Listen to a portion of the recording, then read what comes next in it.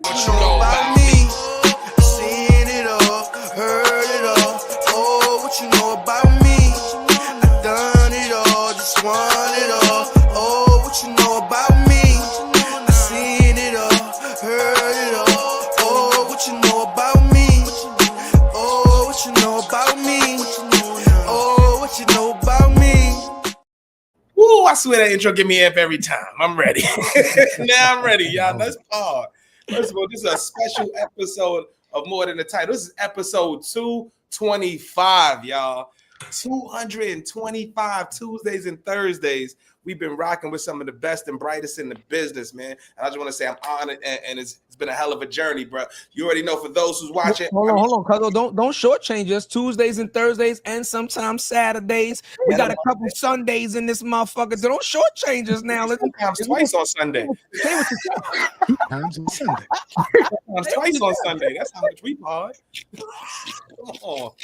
You feel me? Y'all gotta respect the grind. You might not like us, but you gotta respect the grind. That's what we do. You're gonna keep on seeing us. So I'm your host as usual, Jared, Chief Revenue Officer at Outside the Box Digital. And of course, I got my brother, my brethren, your favorite CEO, Chadeo. What's good, cuzzo? You already know, man. We in the building, man. You know, it's Tuesday, starting of the week.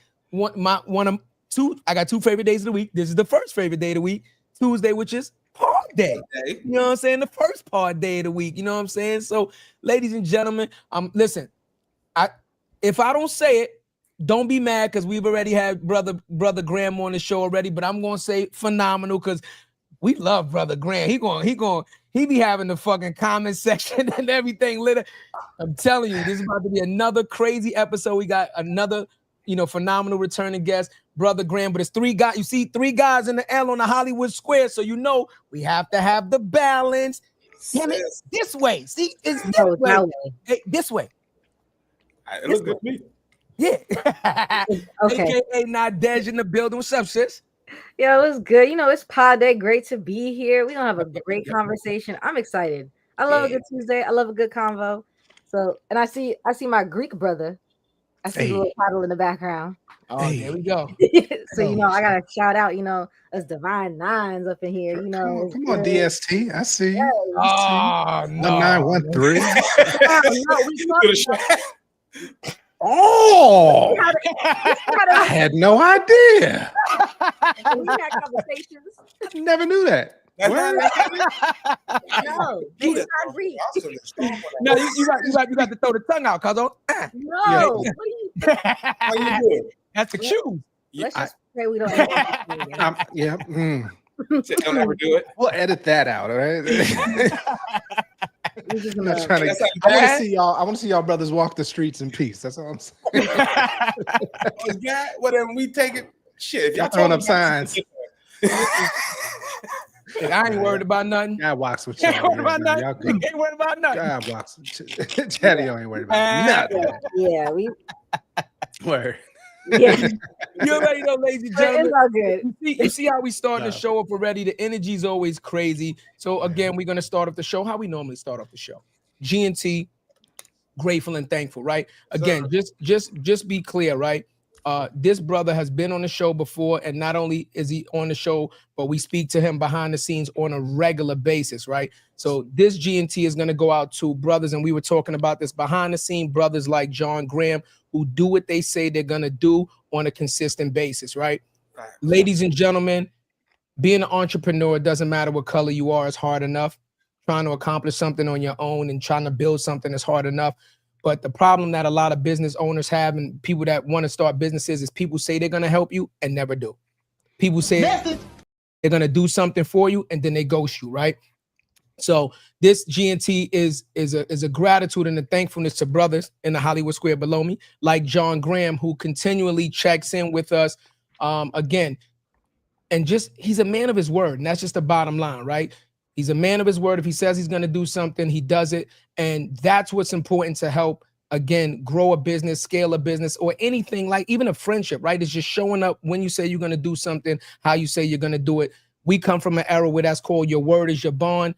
These new kids, y'all really don't understand that, but this is what we're trying to infuse back into you guys. if you say something, just be about it. So G&T, to all the people out there that say they're going to do a thing, and do the thing, because it takes a village. Remember, it always takes a village, right? To create something, sustain something, and to elevate something to the next level. G&T to the village, man, and to brothers like John Graham. Welcome back to the show, John. I was like, and our sisters too. Shout yes, to and our sisters too. Yeah, and our sisters too. Shout and to Adrian. Shout to everybody holding it down. Yeah, listen, feels good to be home. Yes, in the deepest of Kanye, pre-Kardashian Kanye vocals. Feels good to be home. Listen, what's up, y'all? What's good? What's good? It's a pleasure to be back on with y'all, man. Get to have you on, man. So we gonna let them know, because usually we're gonna do the intro, but we've had you on. We're gonna go right into it and just have some fun. But for first time listeners, this is more than the title. You already know we don't talk about resumes, job titles. We dig in the stories, the struggles, and the breakthroughs that shape who you really are. This brother, like Cuzzo said, man, has been rocking with us from day one. His words been shaking rooms and opening eyes for years. His journey started with a childhood shaped by divorce. Instead of letting pain define him, he turned into a lifelong mission of healing for himself and healing for the Black community at large. From earning degrees in African studies and education to authoring the powerful book Plantation Theory, this brother has been showing us our careers, our love lives, and our sense of self are all connected. And so now he has a company called Upfront he's building right now, that's out right now. Make sure you download it for single Black professionals to grow, to love, and restore love in the Black community, y'all. Let's introduce our brother, Mr. John Graham Jr., y'all.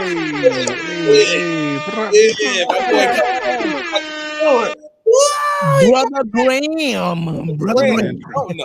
What an intro. I better be good after that intro, man. That's Brother crazy. Graham. Brother Graham. I put lexicon in my lexicon now. I want to start off the show. I want to start off the show like this. John, ever since we spoke last time, I have sent out that link that you sent me to the development stages of the company that you were building at least 100 times. At least 100 times, right? And I'm like, sign up for this. Sometimes I send it to the people twice and I already signed up for it. Okay, let's just make it sure. Be too careful. That's all. But I want to tell you something. I want to say thank you, because we had a very meaningful conversation with you the last time, and then when you came on again, and Chad Scott, my brother Chad, the other Chad, came on, and we had a more in-depth conversation about like healing and stuff like that. I have been on a personal journey, and me and Cuzzo actually talked about this last night, right, Cuzzo? Yeah. I've actually been on a personal journey every day.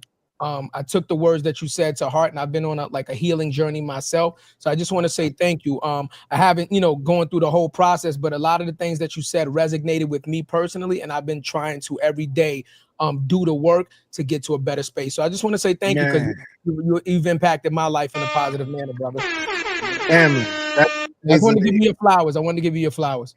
Brother, received and reciprocated. Now, I think that's first of all, that's tremendous, man. That one, you're on the path. Number two, that you're sharing it with your audience, right? Because more brothers need to know that healing is not a sign of weakness, right? It's an admission of strength, right? Especially when you know there's something deficient or missing. So I applaud that for sure. And look, I say it feels good to be home, because being on the podcast now, right, where I'm at least a year and a half removed, almost 2 years removed from the last time, the first time I was on, and y'all were the first place I ever mentioned Upfront in public.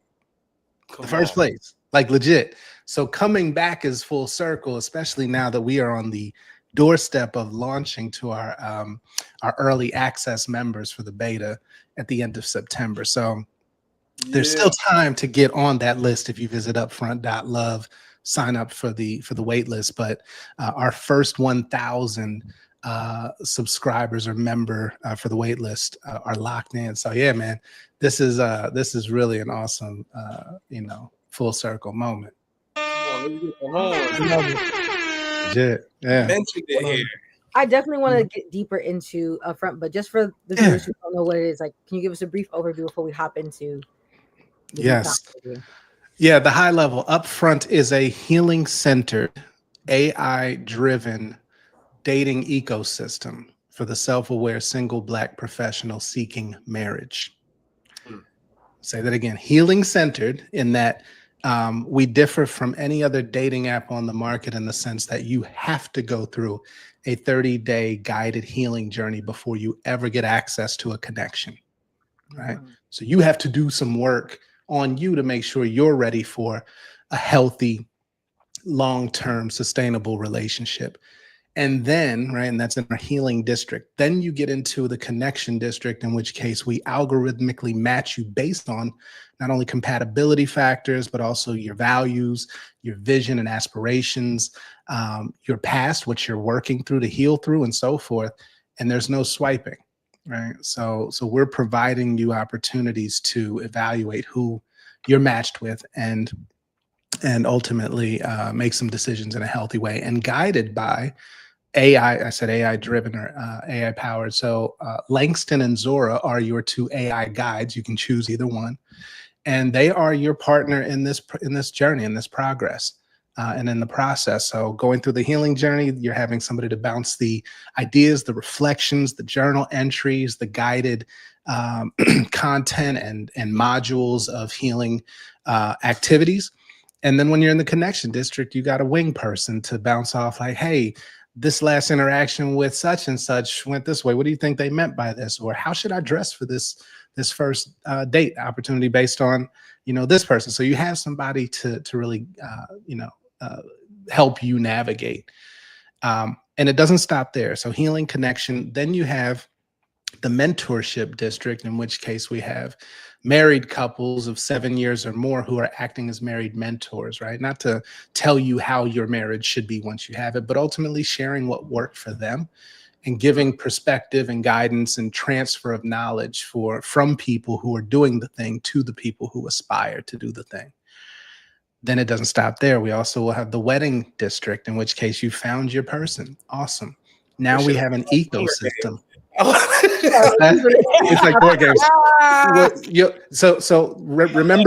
Remember village, and I'll come back to that. Yep. So now in the wedding district, you have an economy of an ecosystem of wedding vendors, right? Everybody from planners to officiants to venues to bakers to tailors and so forth, that are Black-owned businesses to support your journey into the wedding. So you got to the person. Now it's time to say I do, and let's make it real. And lastly, we have the legacy district, in which case now you're married.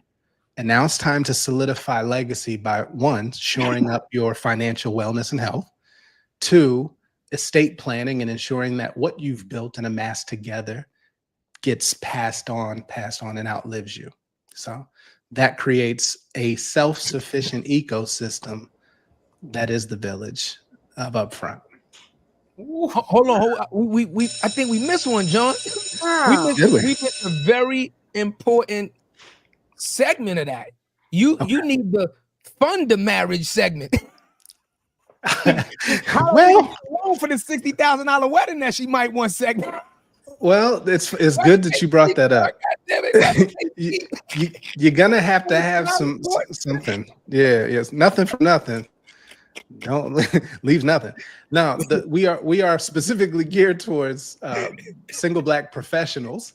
Got some money already. So it presumes y'all have some motion and something to bring to said table. Yes. My daddy said romance without finance is a nuisance. What? Ooh, yeah.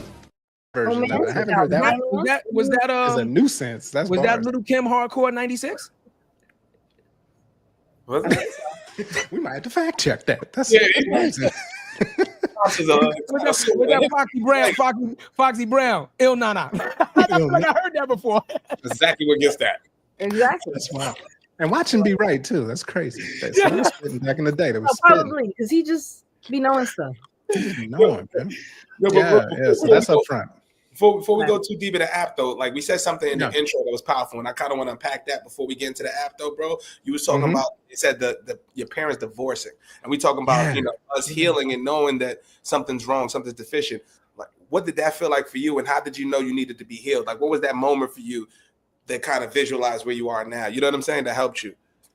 Yeah, I mean, I state that I'm a lifelong recovering child of divorce, right? Because those splits, right, in the two people that you trust and love the most unconditionally as a child, when one is no longer present or they're in different households and you're splitting time, that creates a split, right? That creates a disruption, a dysfunction, if you will. And then you cope, you build mechanisms to cope with that.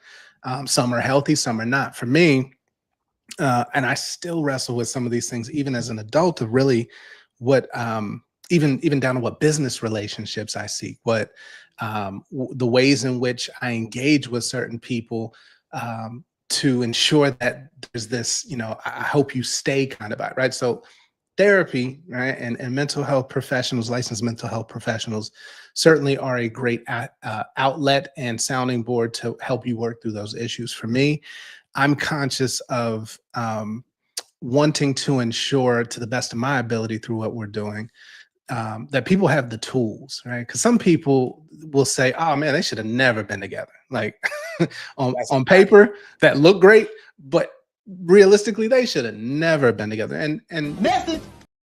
If children come out of that, okay, then the purpose was for them to come together, make that child, and keep it pushing. Fine, I get that. But one thing we lack, I think, consistently is the tools, right? And then a willingness to implement the tools when we have them, right? So it's I think driving and has driven not only me seeking out sustainable and healthy relationship with my wife of 16 years next month, but making sure that I don't repeat the same cycles. Thank you for that. Thank you. Thank you. Yeah. Well, let me get to 16 first. It's next month. God willing. A lot of the records anyway, shit. That sounds good to me. I'll take 15. Right? Yeah. We had a good run. We had a good run. I wanna remember we talked about this before, and I have to start just by saying this, right? I love the program because it forces you to work on yourself first, right? How can you be anything for anybody else if you're nothing for yourself? Message. Come on, hit the button. Hit the button.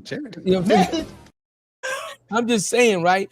I'm just being real, right? Facts, man. How do you know what you want, right? How do you even know what you want? How do you know what you want in a mate unless you know yourself, right? So I think it has to start with learning oneself, being comfortable with oneself and all your strengths and all your deficiencies, because we all have them. We have strengths, we have weaknesses, right? You're not looking for somebody who's exactly you. You're looking for, in my opinion, somebody who shares similar values, but fills in the gaps where your deficiencies are, and you can fill in the gaps where her deficiencies are, and then you can come together and make a better puzzle. You understand what I'm saying? But unless you know what your deficiencies are and you're comfortable with acknowledge, then there's the comfortability with acknowledging when you need to work on something. So I love accountability. Yeah, it has to be. Is that the word?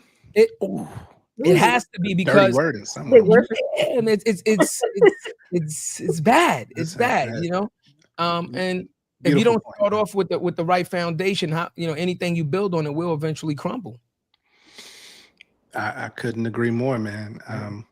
And I think the strengths and the deficiencies will come out in the wash, right? No matter how well you mask them, right? And you present up front to, no pun intended, what you present to people at the beginning stages of the relationship, that fades away when life gets real, right? And when we're talking about like real life situations where the romance is, you're past that point and you want to do life with somebody, like all that phony facade shit melts away, right? In the face of real human challenges, right? You're going to deal with things like the loss of your parents. That's an inevitability when you get married to somebody. Somebody's going to lose their parents first, but you will have to be there. How will you stand up and be in that moment? When you have children, her body has changed forever. Hormones change. How she perceives herself, what's most important changes. How do you stand in that gap when he loses a job, when he, right, and his sense of self and confidence is hit? How do you stand there and support? Like, these things are the conversations that people don't have before they rush to say, I want to get married, right? Because everybody puts so much energy on the day of the wedding, and that's just the starting line. like you rushing to get to the starting line with no guide, no playbook, no plan for day 2 and beyond. We're trying to change that. That's real. Yeah, man. You gotta listen to him. You learn something. So what brought about, I guess, the idea? Like, talk to us like the before, like what was life like before the idea came to you, and what caused the idea to come to fruition? I was on a mountain and there was a burning bush. No,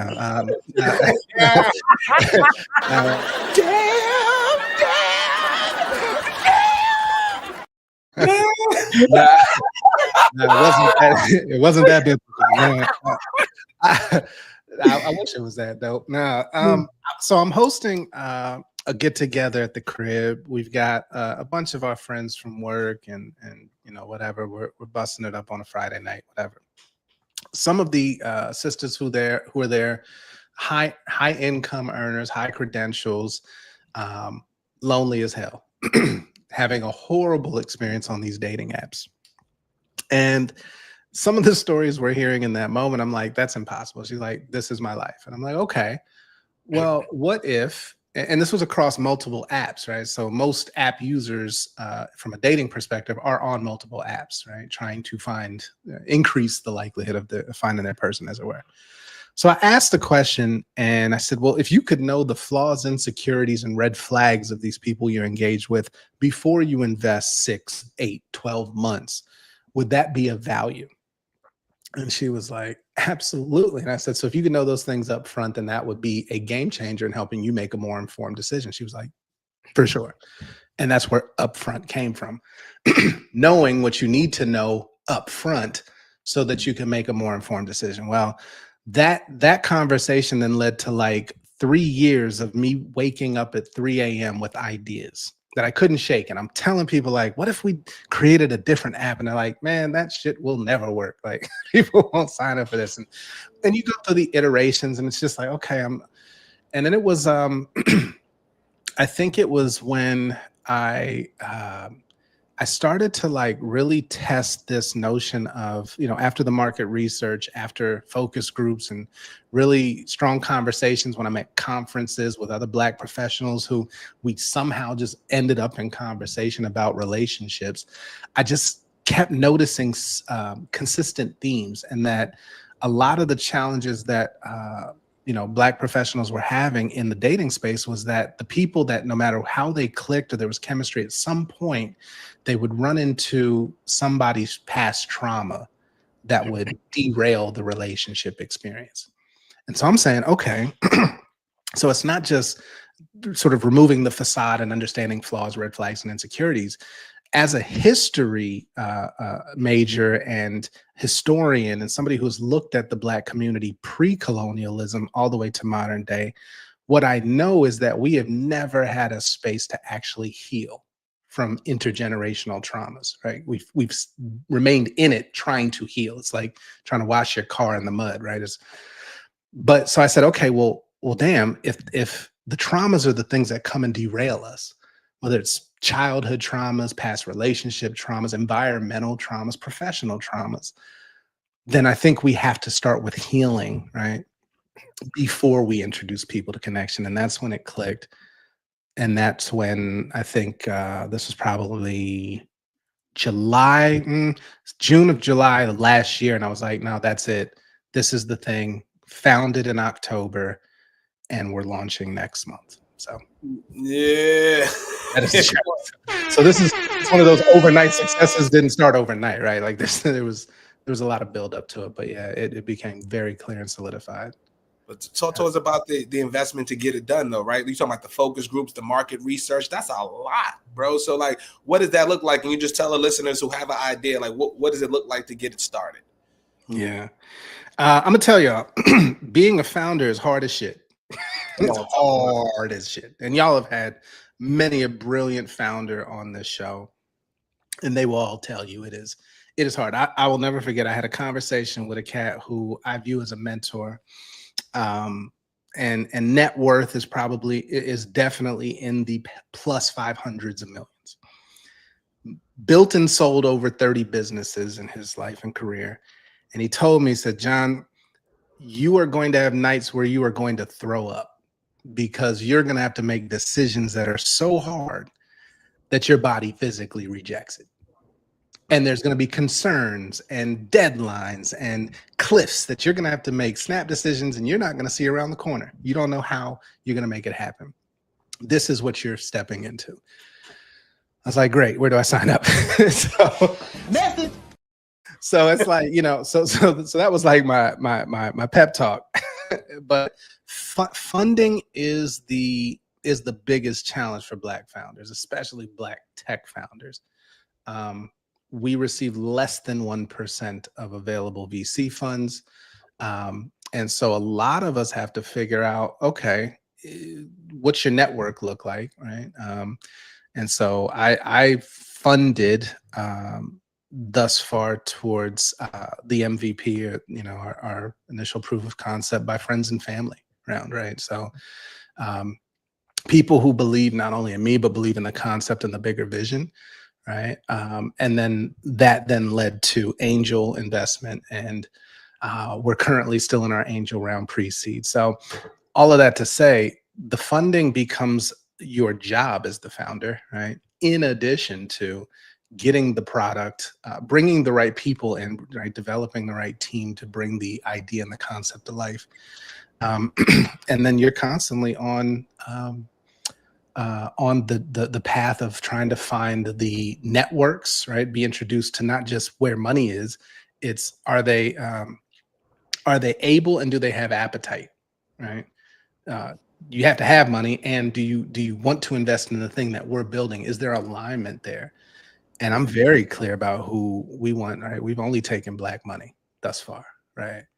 And I'm conscious of that. And some people are, oh, well, go to VCs. And I'm like, okay, you can go to VCs, and I'm not opposed to that. I think there's a time and a place for that, but I'm also conscious of we have a mission to facilitate 1 million Black marriages by 2035. VC is going to come in and say, well, I'll give you $10 million, but I want to see a 10x return in 18 months. And I don't care how you do it, but just focusing on Black folks is going to be limited. So you need to expand this to everybody. And I'm like, but that's not my vision, nor is it my mission. Woo, we gonna get this shit now. I will forever giggle at these clips, bro. Like, these are so well timed. I will giggle like a 12-year-old schoolgirl. That is hilarious, these clips, bro. But this is the point, right? So the money can be alluring, but you also have to know that it comes with stipulations that could alter your path and your vision. And you have to make decisions on, is that money worth me compromising what I'm trying to do just to get closer to an exit faster? And I make no value judgments. Some people are in it to get to that exit faster, right? And that's fine if that's your path. I'm very committed to making an impact on the least married racial group in this country first. Then we can prove that model. And if it worked for the least married, guess what? Love is a universal thing. Healing is a universal thing. Now we know it will apply to all groups and sexual preferences and, you know, marital choice. Like it's, so yeah, man, that's where we're at in funding. The ill face. Part two to that real quick, because I just want to ask a part two. No, go ahead. Go ahead. More difficult to get VC from Black funder, Black VCs versus others. Like, what does that process look like? Because we always know sometimes it's very hard for us sometimes to work with each other, right? Is it a different process? Is it more convincing? Like, what does that look like? So I'm gonna say something that'll probably come back to haunt me at some point, but no, don't do that. I'm gonna do that, and I'm not concerned so much with the consequence. The reality is, when we say Black VCs, we have Black people managing white money oftentimes. There you go. I want to make that distinction, right?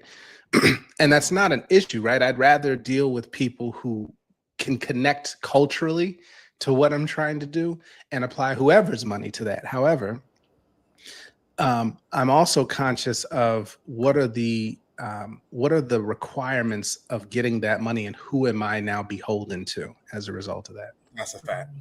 So just as much as it's hard for Black founders to get VC, I would also expand that and say it's also hard for Black founders to find Black VCs and Black money that is aligned with Black founders. That's the tough part. That's the 1,000,000.1%, and Right. finding the needle in the haystack with alignment that really believes. That's hard. Yeah. And so, again, I'm conscious that my statements are not orthodox, right? Some people are like, I don't care how I get the money, as long as I get the money to do the thing, right?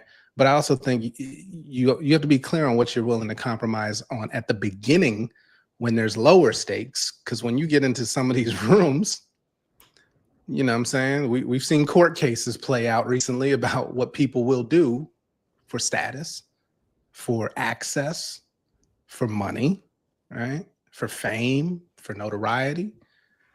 So, I mean, you just have to be clear on what your compass is, man. Your square, and stand on that. Stand on it. Method. A lot of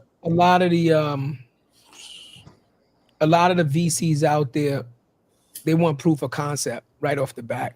You know what I mean? That's just we talk about what it is, right? And it becomes a thing.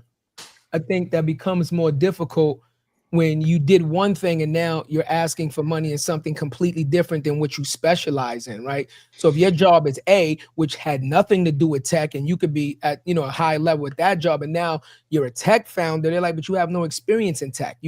Where's your proof of concept? Where's your, your first iteration? How many people, they want so much proof. And this, remember, because we talk about this all the time, it's like sometimes, like, you guys, the world requires such a burden of proof that it's like, well, if you want all this proof, but you're not giving me the access to get the proof, then how do you ever expect to get what you're actually asking for? And I think it's one of them things that it's put in place just to deter you. Like, it's put in place just to say, I can use this as a universal no, because you don't have the requirements to meet what we would normally lend out per. Yeah. You understand what I'm saying? I think that's a tragedy. Yeah. Yeah.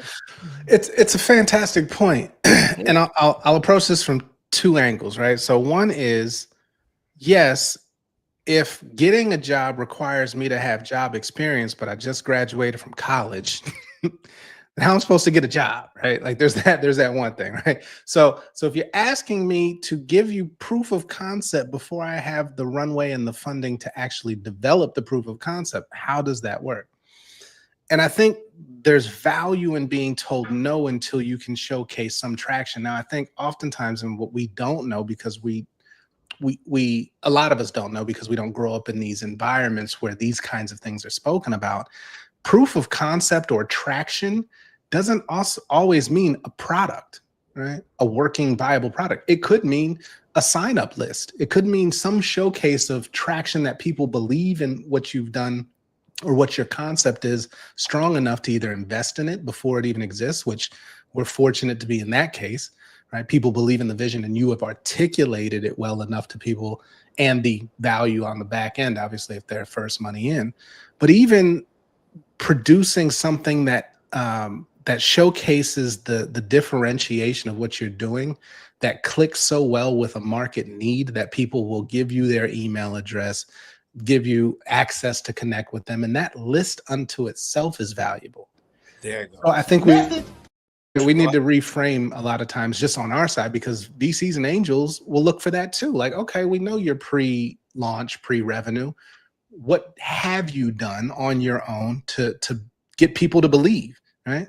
Because you can't like build the product and then go to market and then see if people believe. Like, I wouldn't put my money on that.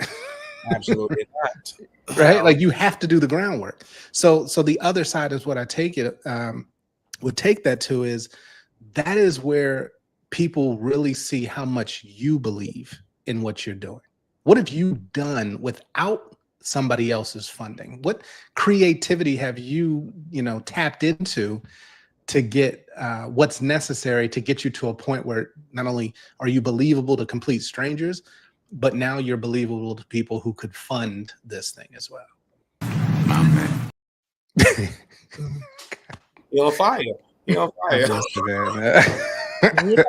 I want to know, what was some of like the biggest challenge you faced, like building, scaling this whole process, right? Of course, money's always a challenge. But outside of that, what or some difficult decisions that you had to make this thing, possible? Nadege, it's a great question. As I'm thinking about it, funny, and I say this knocking on wood, money has not been the biggest challenge. And I'm saying that knowing that we're not flush with millions of dollars like some of these cats get. Like we've heard about literal deals in the last couple of weeks where somebody got 10 million in pre-revenue, pre-product, simply an idea and a concept, 10 million off of a conversation.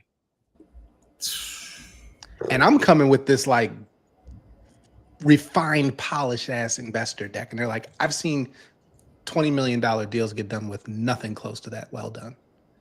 So I'll take out who those audiences are that are getting those deals. But the biggest challenge, I would say, number one, is you're doing this. And I think, Jared, you touched on it, or no, Chadeo, you touched on it. Like, you might have been great in one space, but now you're over here in this new space, tech founder. I've never built a tech product before in my life. Hell, I had to learn so much just to get to the point of founding a C Corp, right, in Delaware, which I know now is a really contested issue, but at the time it was, if you don't incorporate in Delaware, then there's a large chance that VCs won't even mess with you because of the laws that protect investors in Delaware. Didn't know that, right? And there's like so much to the infrastructure of building the business. Forget the product, just building the foundation of the business. I think so much of us get that part. We skip that part. We get to we're so focused on the thing that'll generate revenue that we don't build a solid foundation. So for whatever comes on the back end of that, it ends up crumbling because we didn't have the right financial infrastructure. We didn't have the corporation set up properly. We didn't do the legal protections properly. Like there's so much that goes into it before you even start working on a product. That was a journey unto itself. Then you have to find the people to help you bring this product to life, because I don't code. I could look at code and be like, bruh, that is fantastic. No idea what that says. It's another language, right? And the beauty is you have to find people you can trust enough with your vision, and then articulate that vision in a way where that vision then becomes their vision.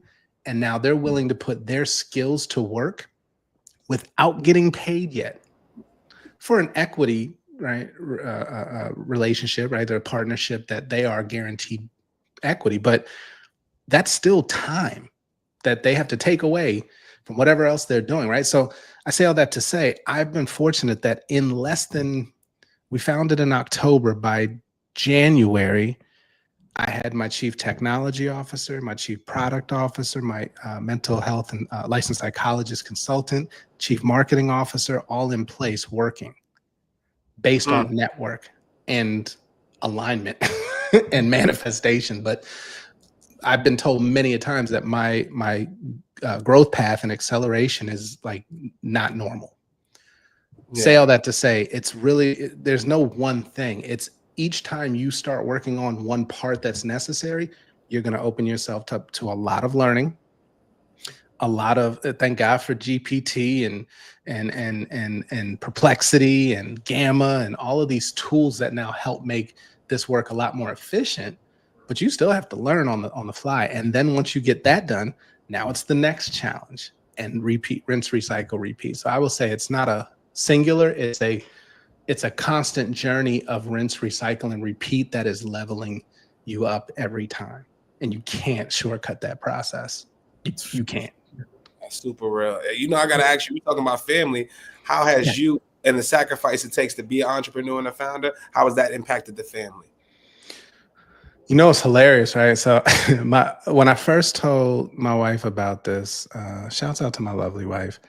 Wow. She was like, she was like, nah, I'm not interested. She's like, no, it won't work. I'm not interested. And so we had an agreement. It wasn't like she was like shitting on my dream, right? She was like, I recognize that my wife is very, she requires security, right? And the feeling of security. And an entrepreneurial endeavor is a risk, right? Literally, the word entrepreneur translates to bearer of all risk. A lot of people don't know that.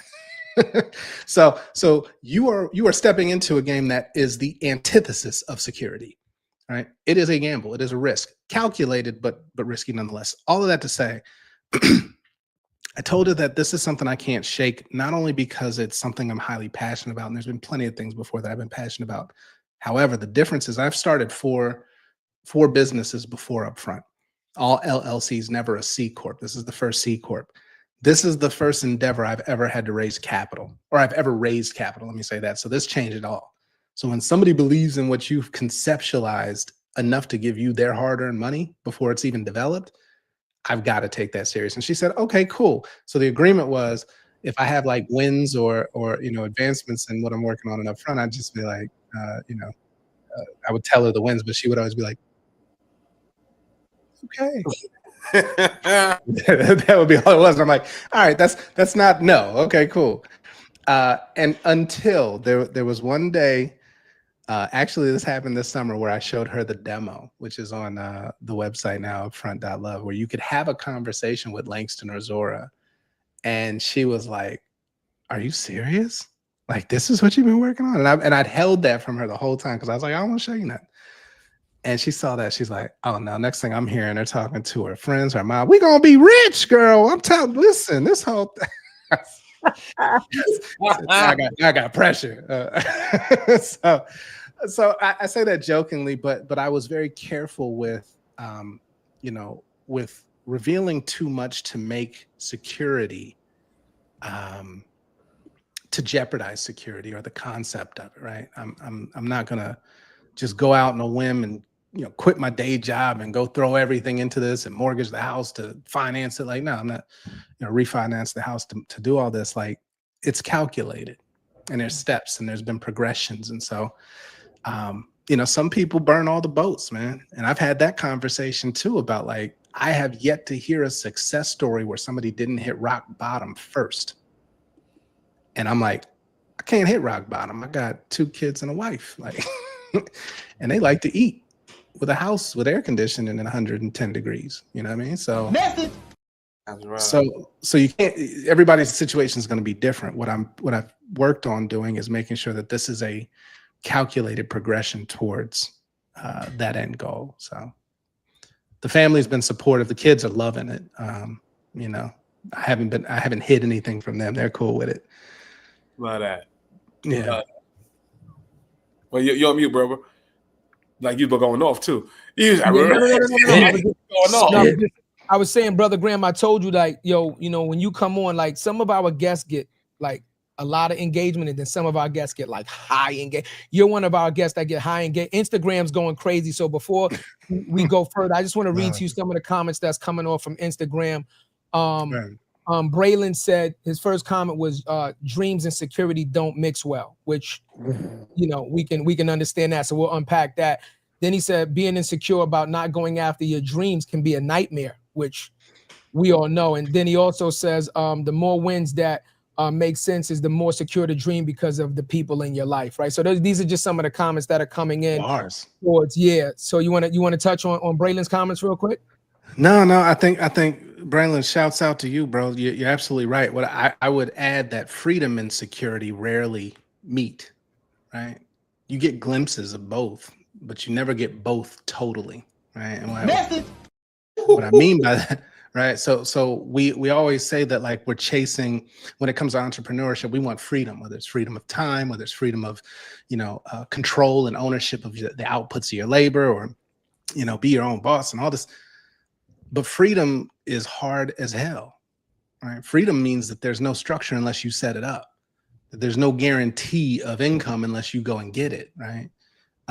There's a lot that comes with that. So the security part is what's alluring, which is why a lot of people, don't chase the dream.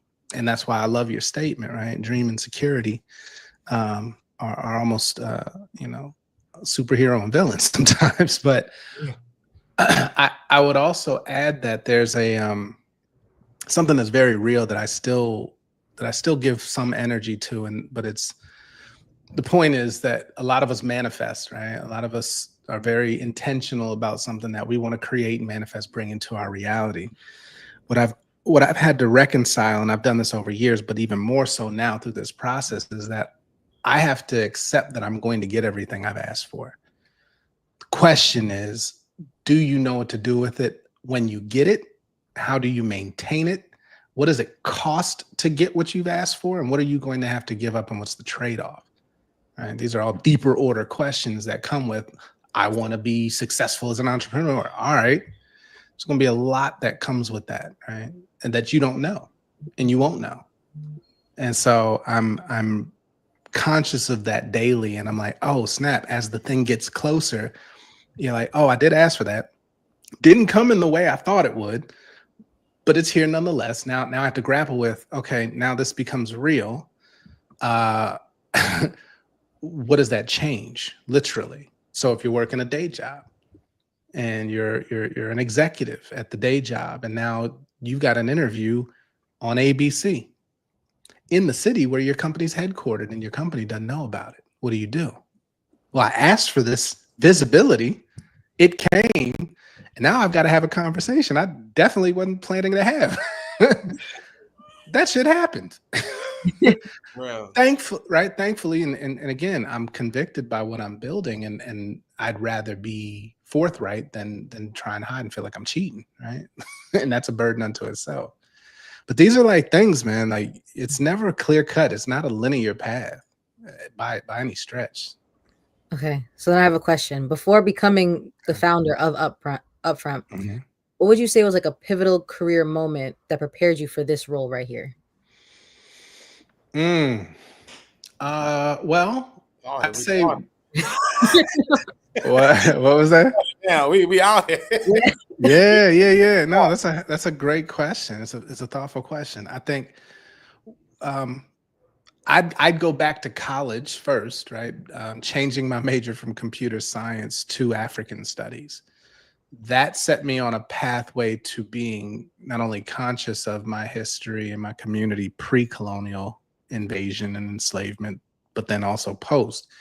That set me on a pathway of being communal minded, understanding our past to really understand what's possible and what we can do versus what we're being presented.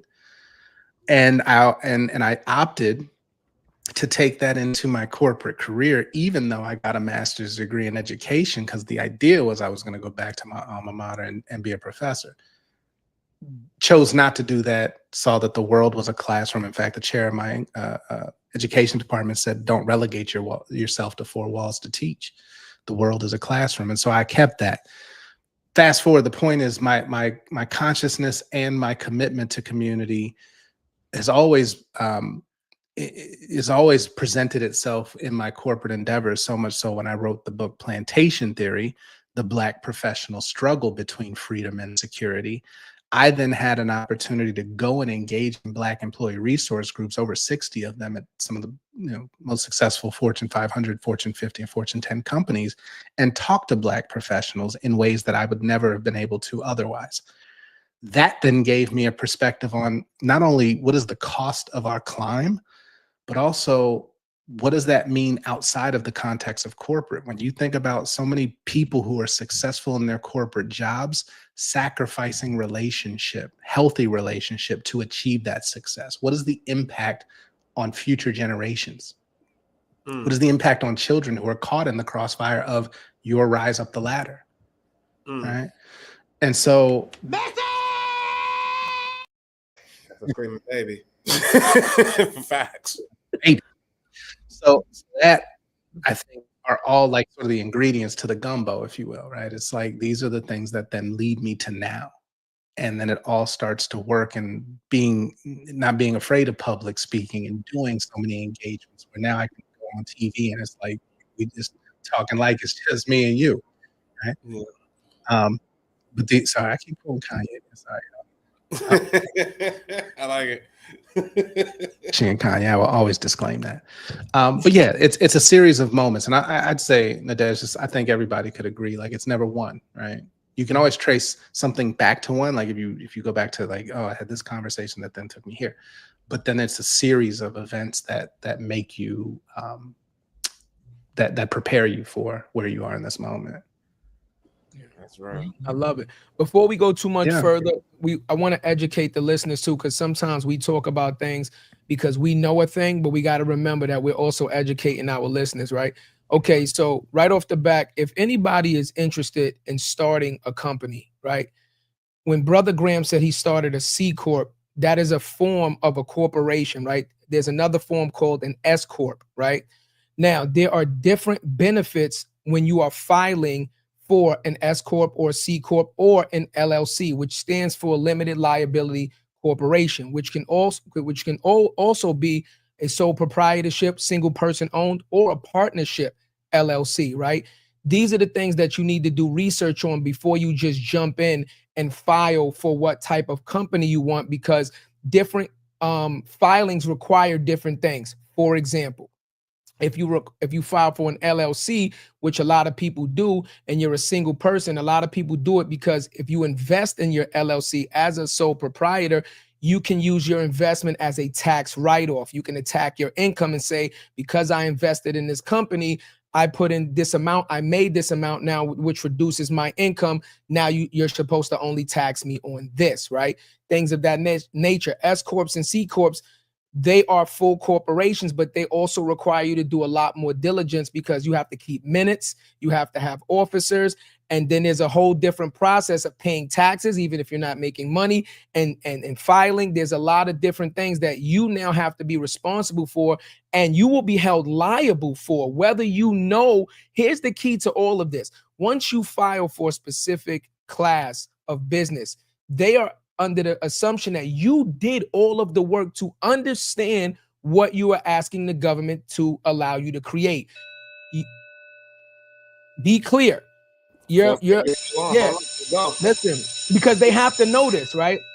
You have to notice your uneducation or your the fact that you might have been doing so much of that, any excuse that you might use to not fall within a deadline or not do a thing, you're going to get penalized for it because they're going to assume that you did your due diligence beforehand. So I just want all of you guys to understand that.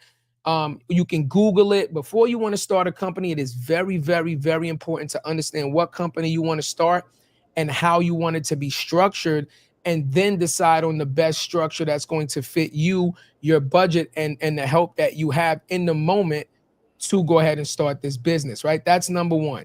Secondly, right, he also mentioned he opened up the company in Delaware. So I know a lot of people might say, why Delaware, right? Right. See, so before we get too much further into it, we're going to educate you guys, right? So the best way I could explain this is just remember what Brother Graham said, that there are Black investors that are investing with white people's money. Understand that this system was not created by us. It was created by white people. Now, different states have different laws. They have different protections, and they have different benefits to starting companies, protecting investors, etc. A lot of you might understand or heard of Delaware statutory trust, because that's what a lot of people do for Delaware. They get what's called the statutory trust. If you have some type of trust fund or something like that that you want to set up, you do it in Delaware because of the tax benefits, the filing benefits, and the ease of moving this thing around, owning real estate, etc. Right? Again, now this was something that a lot of us didn't know about. So he also said, well, now there's a whole different conversation about Delaware because the government is not stupid. The people that are in power are not dumb. They are seeing now an influx and more of us starting these trusts, starting these businesses in Delaware. We're learning the game, right? So what happens when you learn the game is they're going to start editing the game to now, again, put up walls and distractions and things to stop you from being able to have the benefits that they have. You understand what I'm saying? So The man. it's the man, right? So that's just a little bit of education. You are more than welcome to start your company in any state. It just requires a filing and this and that. As long as you meet the requirements, you are allowed to do so.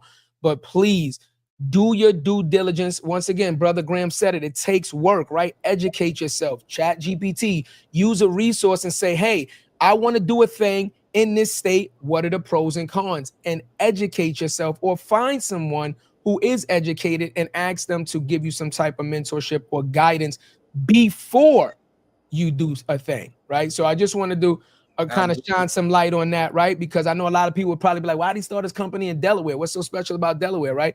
So there's a lot of benefits to Delaware, but there's a lot of conversations coming up, like I said, because of the fact that we know that now and we're doing a thing now, right? So once again, ladies and gentlemen, educate yourselves, or find somebody who is educated and try to partner with them to make sure that you make the best informed decision when starting these companies. That's a fact, though. Yeah. Matter of fact, you Ring the bell. Thank you, Mr. Fernandez. you got him. You're a very calculated brother, right? Man, Brother Grant. So I would ask you, you said something about entrepreneurship and us turning the corner not knowing. What was that one thing for you that you wish you had known? What's that one thing that kind of blindsided you that you had to overcome? That you was like, damn, that we could share. Yeah. In this journey, it's because I'm still actively in it, right? So I'm not on the other. Yeah. I'm not through yet, but I'm closer than I. Next week. Hey y'all, we had a hell of a run, and we tried. Nah, it's I think if I'm being all the way transparent, I mean your first inclination is to bring in people that you know and that you're comfortable with, right? And that may work. That may work. But you have to also be willing to risk a friendship to do that. Right? And that's not something you should take lightly. I don't think that I in some cases, I don't think that I evaluated that risk reward properly. And it taught me lessons in real time. Like they say, lessons are expensive. Or excuse me, mistakes are expensive. And I take the lesson from the mistake, and it's really helped me pull back. But I think that really the ultimate statement here is understanding how you lead before you bring other people into your vision is critical, right? Because you might have a brilliant vision, right? And you might even be able to articulate that vision to other people in a way where they believe too. But that doesn't really dictate how you're going to work with somebody else whose working style may not work well with yours, even though they believe in the vision. But when you're now trying to get towards this vision, how they get to that vision and how you expect them to get to that vision might not align. And that's real. And so I've gotten that counsel from people who said, no, the things that derail companies, especially startups, is the team. Is the people that you bring in to help bring this vision to life. So I would say, I can attest that is very true. Very true. So don't just choose the easy path with who you're comfortable with. Really evaluate who you are as a leader, right? What are your expectations? How do you communicate expectations? How do you give people autonomy and reign or freedom over the domain that you've brought them in to handle, without stepping in to try and do the thing, or micromanaging or questioning or disempowering, right? Like there's all of these things that you have to be conscious of, because nobody wants to work with a tyrant, right? And I try not to be, but at the same time, I've had to grow very quickly in ways. I mean, I invested in a business coach who is well seasoned and well versed in startups. And then we did a leadership assessment called the Hogan's Leadership Assessment to really understand and map out what my strengths are and what does it look like when my strengths are overused that can be derailers, right? And that was fascinating for me, because now I'm like, oh shit, that's why I think the way I think, and that's why I do the things I do and expect what I expect, or right. And knowing that can now help me make better decisions, more informed decisions on who I bring into this atmosphere to then partner with, and make sure that my strengths don't become their inhibitors, right? So yeah. But we have to You know, I love this topic. Therapy couch. God, I love this topic. You know, I love this topic, but I gotta say it. I gotta say it because it has to be said, right? Yeah. You hit the nail on the coffin. It's not only partnering with people that you feel comfortable with, but it's partnering with people that are qualified. Key word is qualified to do a thing, right? Ladies and gentlemen, again, we talk about education, right? If Brother Graham says, I have a company I would like you to invest in, you could help Brother Graham start the company as an investor, but you can be a silent investor, meaning you put in money, but you have absolutely no say in how this company is run. Now, if you're like, Brother Graham, I would like to invest in your company, but I would also like to help you develop the company and run a company, and this is what I would like to do, then you need to be qualified in doing a thing that he needs you to do or you want to do. I think the qualification key part right there is what really ruins relationships. You understand what I'm saying? And you know, I'm listen, since we're gonna be transparent, like I've owned four companies, five companies at this point. I've started 5 companies, and I had this experience where when I opened up one of my companies, I used somebody I grew up with that I considered my brother. We started the company together before I did the paperwork. I wanted to see what kind of work ethic you had before I did the paperwork. So, ladies and gentlemen, that's called running a business as is, right? You don't have an LLC. It's called running a business as is, and you're running a business without finalizing the paperwork on it. Long story short, I started to realize I would like me and Cuzzo text each other all day, right? Brother Graham, like Cuzzo text me, Cuzzo, I need you to do this, or he'll call me, hey, I need you to do this. All right, it's done. It's done. Or I'll get it done and then I'll get it to you, right?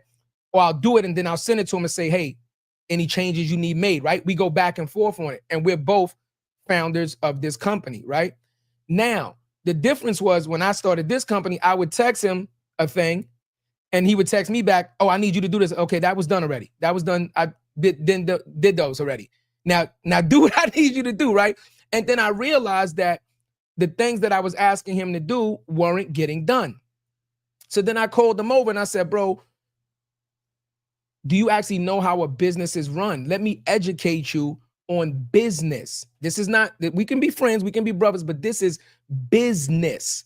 Do you understand your role in this business, right?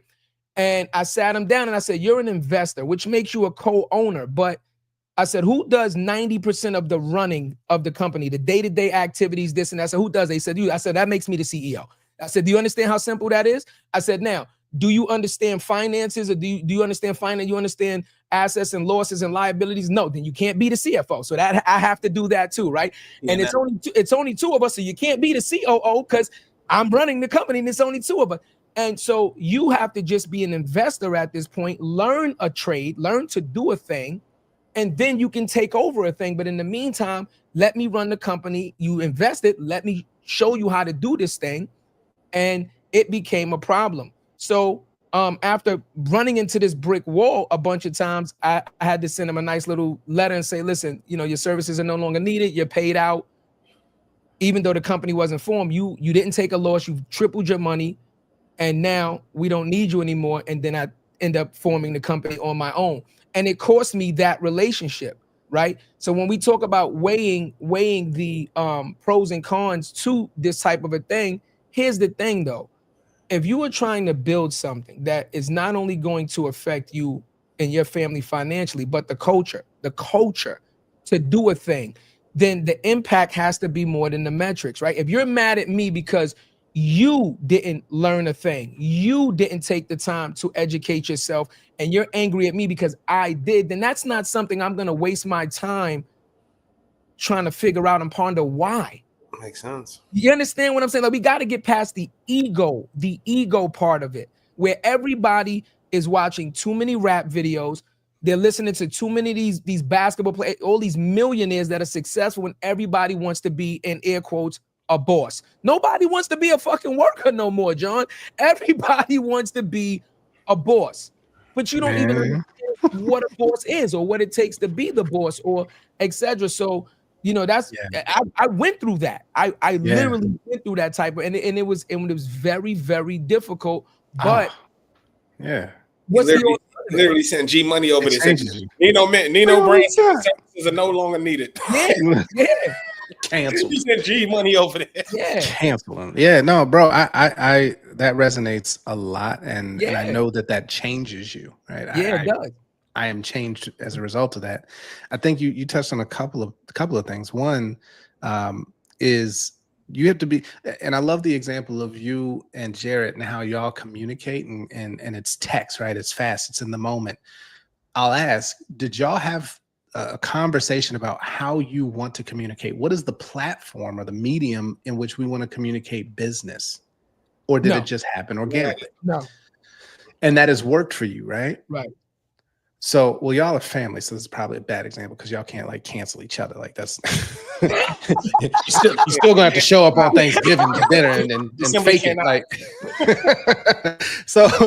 but in the event that you are not related by blood, how you communicate, what platform you communicate, separating the friendship from the business partnership, or right, keeping and determining what culture you want to set for your company. These are all things that we don't really talk about because we think, oh, I've got an idea, let me go and operationalize it, and then I'm going to bring in such and such because they did this there and they're good at this and all that. But you don't think about the little things that actually make a team dynamic work, even as something as simple as how should we communicate about business, when, where, what are those boundaries that we want to set so that we're not impeding on people's time and feeling like, I'm working 18 hours and I expect y'all to do the same. Like, you also have to be real with yourself. Like, your hustle, your passion for the thing that you had a vision for is not going to be matched by everybody you bring in. That was your vision, not theirs. Right. So, and they might have other things going on as well. They definitely do. They're human beings. So your expectation of how much I can ask for, because I set a very high standard, right? And I expect people to match that, but I've had to pull that back into reality. Like, no, be clear on what you expect, give them the space to do it, and then check in if they're hitting those milestones. If not, then we have a conversation. The other thing you said that I think is super important, know when to bring somebody in, right? I think we do get caught in this trap of, oh, well, if I'm gonna start this company, then I'm gonna need a COO, a CFO, a CMO, right? All of these positions might not be necessary right now. And that's all, right? It's a yes, but not now. It's not a no, it's a not right now. So you might just need somebody who's really strong at operations to actualize some of these things. You might need somebody who's more communications oriented. So you just need a social strategist or a comm strategist. You might not need an officer. Additionally, you might just need an advisor, somebody to bounce ideas off of it every now and then. And there's a board seat for that. So there's so many different ways, and it's really about finding what fits your journey now and recognizing that the people that you thought were officers or could be officers now might be officers just to get you to that next stage. They might not be here for the long haul. And that's okay too, as long as you agree that, hey, let's make sure that if it gets to a point where this is no longer serving the mission, the vision, then let's create that exit route so that, you're taken care of, I'm taken care of, and we don't have to worry about but you have to do the business right for that. All right. This can't just be a handshake and your word. When money's involved and equity's involved, contracts are required. Absolutely. Yeah. Method. I want to chime in and say the only point that I'll say that I'll go against what you said, not go against, but just give you a little bit more insight. We both were doing this. It wasn't my vision. He was doing a thing. I was doing the exact same thing. So it was like, okay, you're doing combined visions. Right. That's all. That's why I thought it was going to be a marriage made in heaven, because I'm like, you're doing a thing, you're making money, and you love this. You love this. This is we've been doing this for 20, 30 years. You love this. I love it. Let's get money together, and take it and really own this thing and take it from doing business as right, personal, little small money. Let's turn this shit into something we could give our family and give back to the family. So that's the only thing I just want to say about that. So I thought it was going to be a match made in heaven, but it wasn't. But I also think it's different. I was going to just chime in, Brother Ram, is that what makes our relationship different from that relationship, bro, is that you already seen the work put in prior to that. Yes. You're credible. Yes. It was a different level. It was a different conversation had because when we started the conversation of having our business, bro, we was in Miami and we were just, life was lifing. We went to Miami because life was life, and we said, That's a fact. We said, let's go to Miami and turn up fucking control right now. Let's just do something. We don't know what's going on. Let's just do it. That's a fact. And I'm actually doing the podcast in the Airbnb. Cuzzo's in the room. Cuzzo's in the room. And then I'm just like, yo, bro, what are we doing? We do this shit anyway. We do this shit. We go out the party. We shut a city down, and it'll just be me and him or whatever the case. Let's just do it, and let's just figure it out. And our communication started because he already knew we was putting in the work. I know his work ethic. I know he ain't gonna slack. He know I ain't gonna slack. So guess what? Accountability. I'm gonna hold you accountable. If you slacking, he gonna put me aside and be like, yo, Cuzzo, you could have went hard on that. You could have did something differently on that. I'm gonna tell him straight, yo, bro, I want the best product. I don't care about that, and I love you enough to tell you. You know, and same thing with Nadege. When we saw Nadege met us 3,000 miles away, and she lived 20 minutes. Lived 20 minutes from us and met us 3,000 miles away in Bel Air. Oh, I need the backstory. on that one. Sis, you want to tell me what's? I've told it from my perspective. I would love to hear. So from my perspective, I flew out to literally the night before the Mansion Mastermind was supposed to start. One of my friends was like, "So you pulling up?" And I was like, "What do you?" I'm like, "I'm in New York." He's like, "Well, if I take care of everything, like, would you pull up?" I was like, "I mean, if I ain't gonna come out of pocket." Yes, please. Sure. Yeah, last minute decision. Like, we were on the phone, talking on the phone Wednesday night, booked the ticket for Thursday morning, and let's not ignore the flex that is, y'all. By the way, those tickets ain't cheap when you do a day before. Let's go. Talk about it. Let's go. And then so you took a chance. Keep going, Nadege. Yeah, keep going. Keep going. I mean, from my perspective, it was just going out there. I'm very much like, if I'm gonna go spend my time out there, like, I want to make the most of it. So if I'm gonna be in a space and place like with people who have more knowledge than me, I'm gonna ask the questions. So I'm starting to network around, talking, like, picking people's brains, and like the guys who are there, like, supposed to be the speakers, like, in those networking moments, I would just walk up to them and start asking questions, because why not? That's why they standing there. So some of the people that I was like networking with were like, "Oh, like, these are really good questions. Should we record you asking the questions?" I was like, "Okay, you can record me asking the questions." Like, so I recorded me asking the questions. So I started walking around asking questions to all these people. Then I met. Then that evening I had met Chad, and I was just talking. He's like, "What is your interest being here?" And I was like, "I've actually wanted to start my own podcast." And he was like, "That's dope." And we were talking. He's like, "Why haven't you guys started?" I was like, "For me, honestly, like, I just didn't have like the full knowledge, like the behind the scenes, like, what is the infrastructure of creating a podcast? Like, I can yap all day. Like, I feel like that's the easy part. Yeah. It's like, what is, like, I want to know, like, what does it take, like, all the behind the scenes stuff." So he was like, "All right, let's show you. Come and check out the podcast." So I did, start asking the right questions, like, how does this work? What is this for?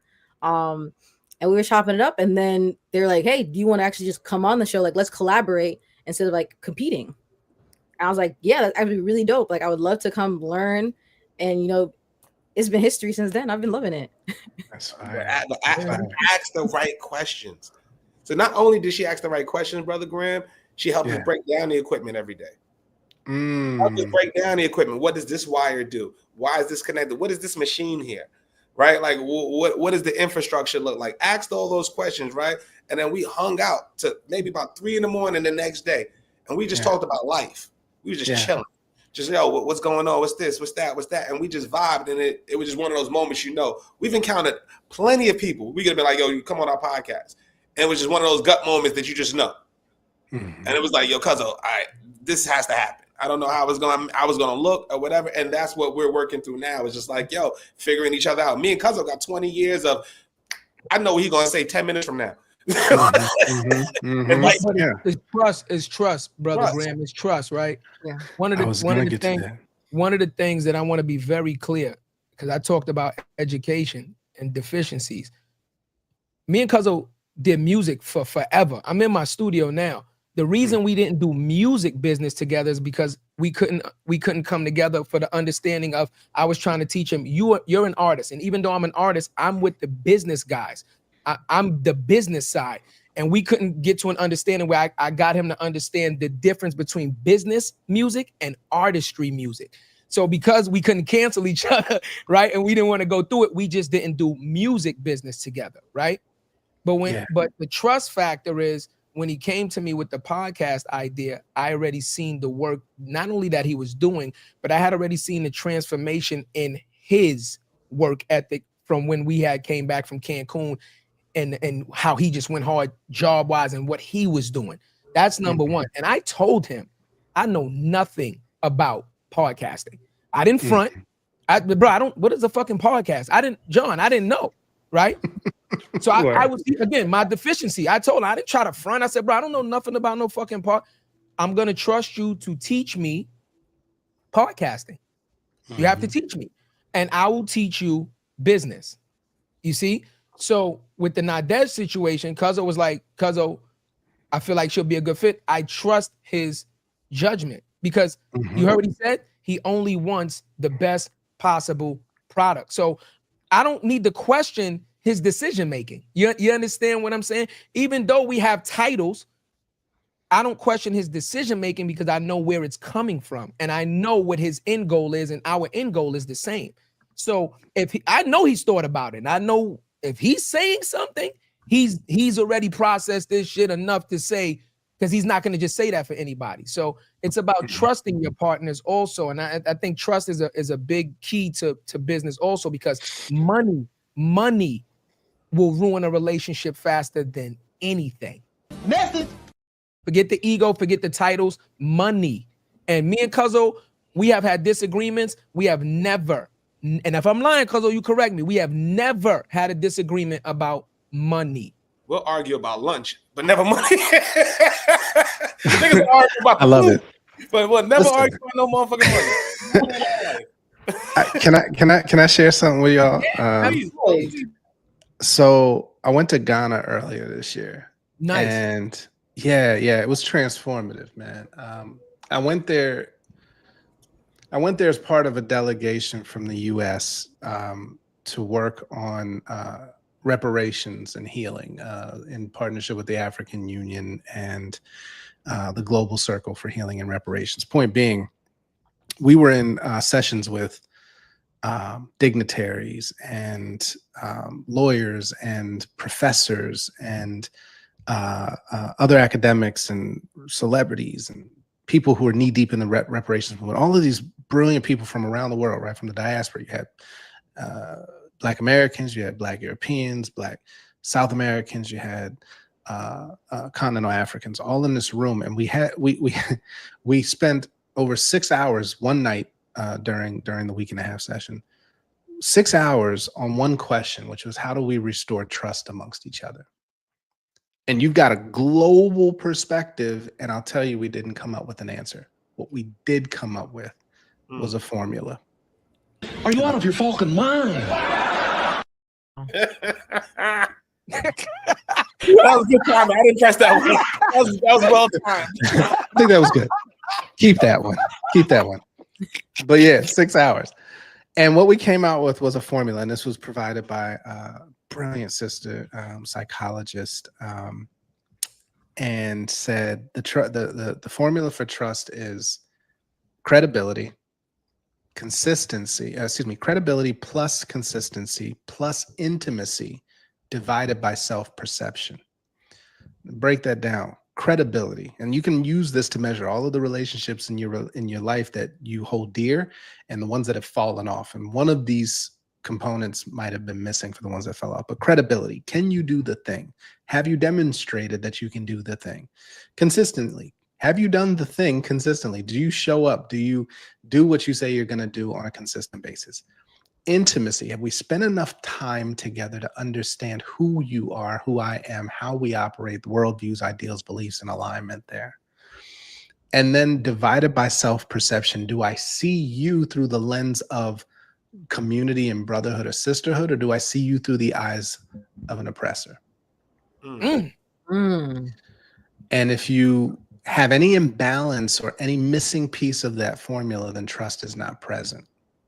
That is now how I run my organization and who I bring in. Some people will look at your resume. Okay, that's cute. You can put that together however you want.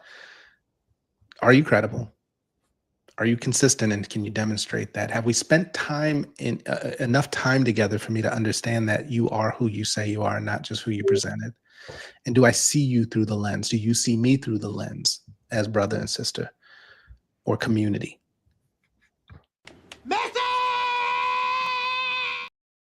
One thing I want to go back real quick, Nadege. I want to applaud you for something that I think gets lost in that narrative. You had the audacity to say yes. Facts. Right. Yeah. Somebody asked you a question. You had a choice, yes or no. You could have been like, I'm not, I got something to do, or masking an insecurity or fear. Even some people will be presented the opportunity to do the thing that they have intentionally tried to manifest, and when it's presented to them, fear will tell them no. You said yes. That changes everything. Right. So that's the lesson. Say yes to the thing that you are asking for. Right. You wanted to get into the podcast camera. You wanted to be around people who were doing things beyond what you're doing now and learn. You said yes. Secondly, you put yourself in the way of opportunity by doing so. And then that opened doors that I'm sure you didn't even know were doors to be opened when you said yes. Right. And then thirdly, I think being willing to showcase your desire to be a student, right? And that means helping break down equipment, learning what this plug does, learning why this is positioned this way. If you're not a student and you walking into these things like, yeah, all right, I know what I'm doing, you're gonna learn the hard way. You will be a student, but it's not an enjoyable experience.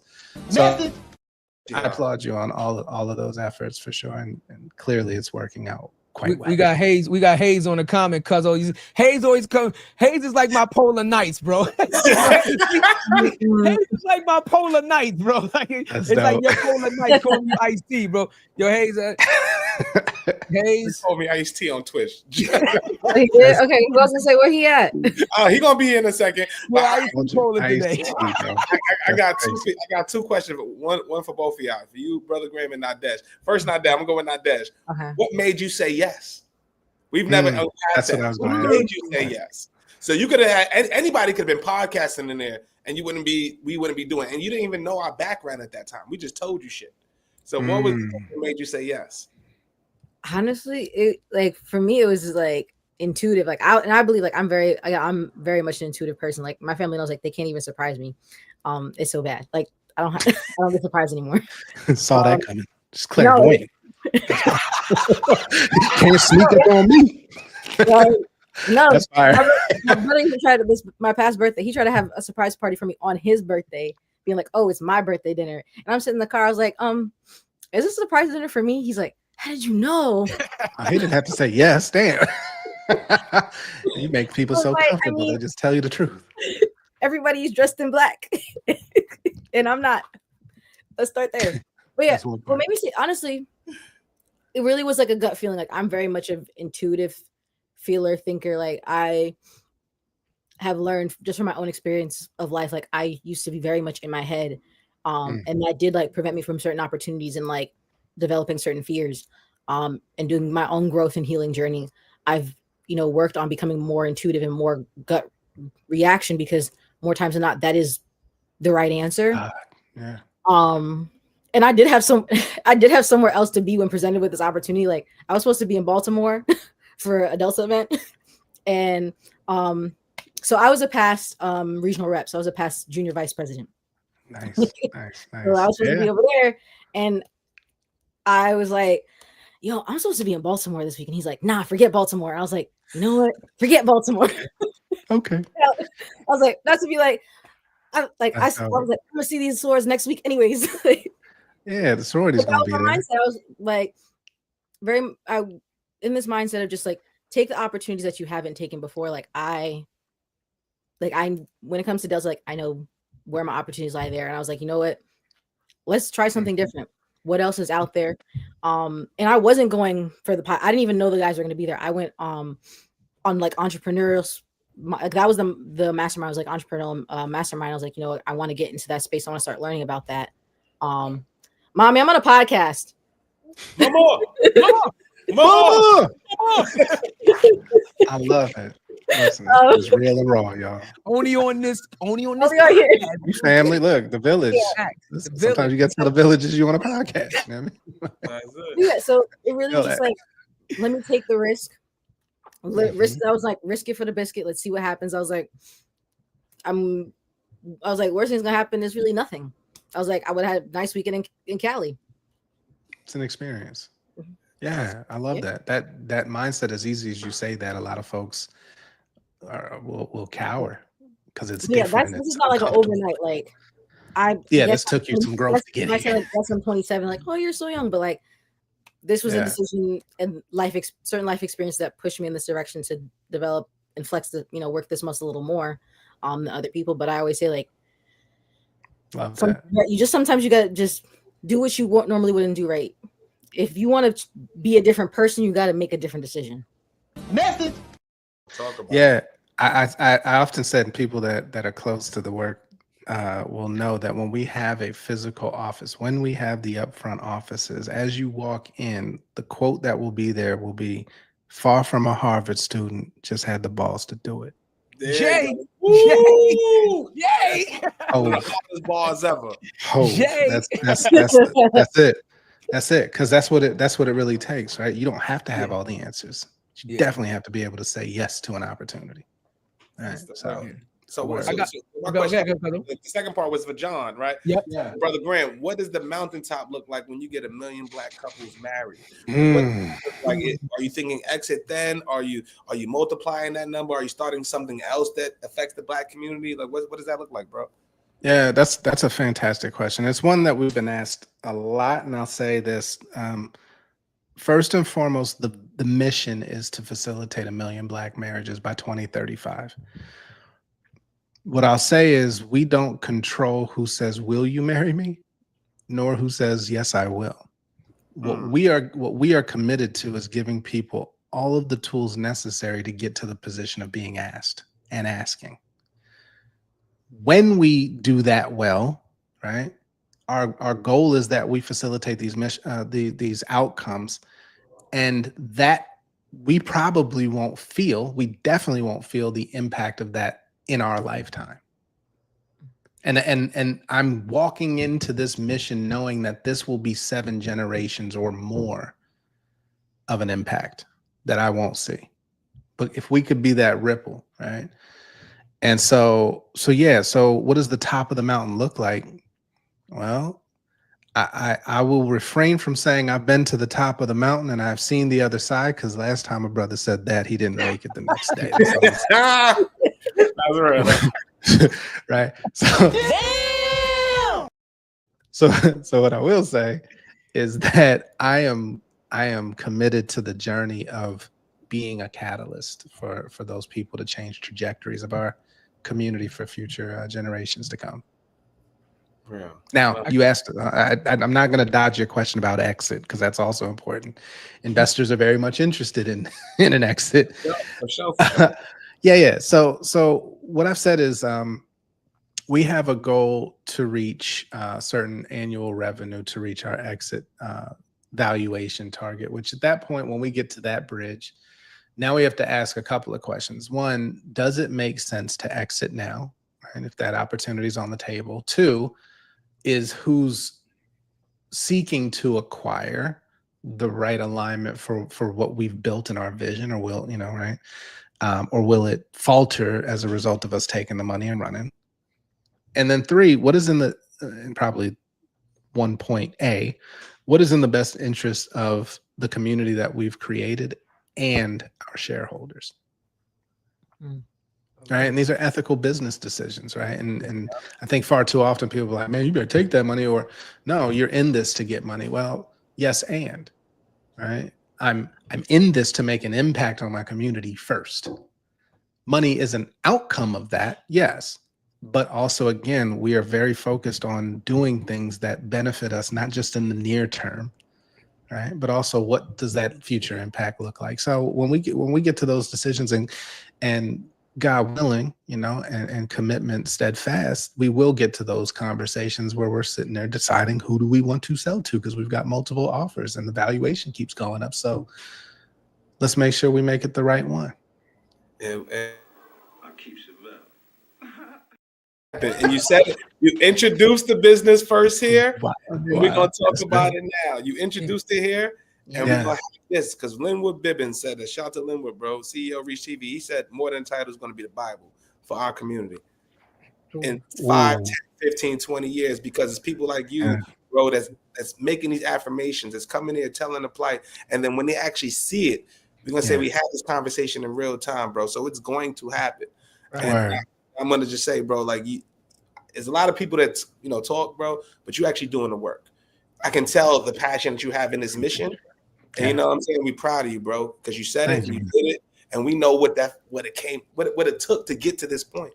We know what you sacrificed, bro. So I just want to say I'm proud of you, my brother. Real talk. Yeah, I received that. I got one last question for you, though. Please, sir. One last question for you. So we've talked about what you want to do. We've talked about what you plan to do, but having a conversation again with people that have done a greater thing than us. You mentioned Linwood. I'm going to bring up Steve. I'm having a conversation with Steve Pomone, and he said, practice for the mistakes, practice for your failures. So when they happen, you're ready for them, right? So you have the idea of what the app could look like. You have the idea of what the app and what it's going to do. Can you give us some ideas of some of the things that you can see? Because everything is not perfect. What can go wrong? What can go wrong, and what you're doing now to prepare for anything that goes wrong and how to counteract that, right? Because something goes wrong publicity-wise, that could be the end. End of the you know what I mean? A lot of crazy people out there. So what are you doing to prepare for a failure? Yeah. Well, I'm actively practicing what happens if I get invited to a party that I shouldn't be at after midnight, and next thing you know, I'm one of them. About what it feels like to be swallowed. Like that. Hell no. No. I gotta add a contingency plan. You know what I'm saying?